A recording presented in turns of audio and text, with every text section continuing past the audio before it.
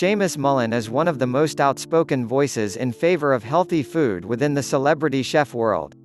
His latest book, Real Food Heals, is a follow-up to 2012's Hero Food, which seeks to teach home cooks how to make the most nutritionally dense food while leaving out the stuff that slows you down. Mullens continues to chronicle his journey to healthful living through delicious food. Looking for a slimmer waistline and an energy spike? Follow Mullens' healthy kitchen guidelines, they're not hard. And usher in a new era of nutritional prowess. When I help people look at how they cook and eat and how they might make some positive changes with their relationship with food, I try to stay away from hard and fast rules. Instead, I just help set up some structure, he says. After all, we're all very different and what works for one person may not work for the next.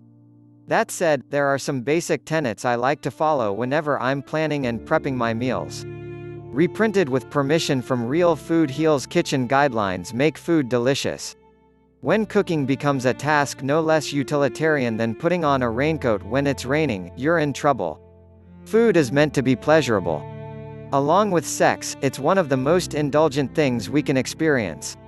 Take a few minutes to put some extra love into your cooking and the result will pay dividends on your health. Consider the origins of your food. If you can't pronounce it, you probably don't want to cook with it. I know this sounds pretty basic, but when you're looking at a label, think about what the ingredients are. If you've never heard of them before or they don't sound like food, it's best to stay away. Make cooking quality time. We can't overlook the health value of stopping our busy lives and cooking and eating together, engaging with other humans. Let's not forget how important it is to break gluten-free bread with others. My chef's tips for making healthy food delicious. I'm a firm believer that first and foremost, food needs to be delicious. There is simply nothing very inspiring about a bland bowl of flavorless quinoa. Yeah, perhaps it might be healthy, but who really wants to eat it? Where is the joy? Where is the pleasure? As a professional chef, I've watched from a distance as the internet has exploded with endless recipes for healthy food.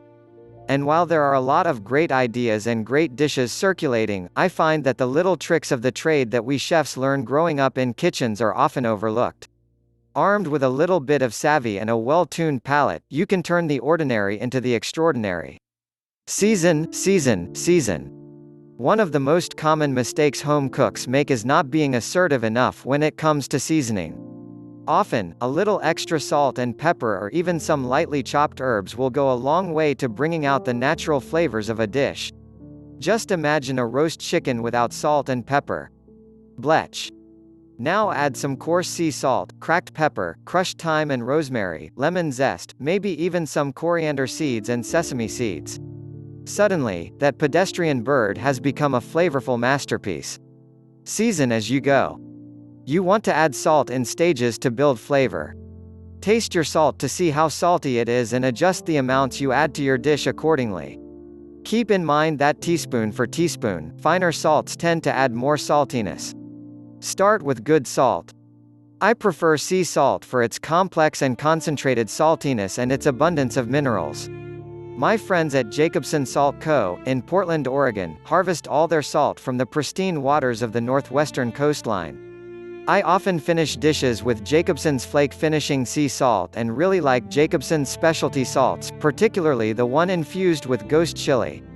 Think of the 4 points of the compass of our palate: salty, sweet, sour, spicy.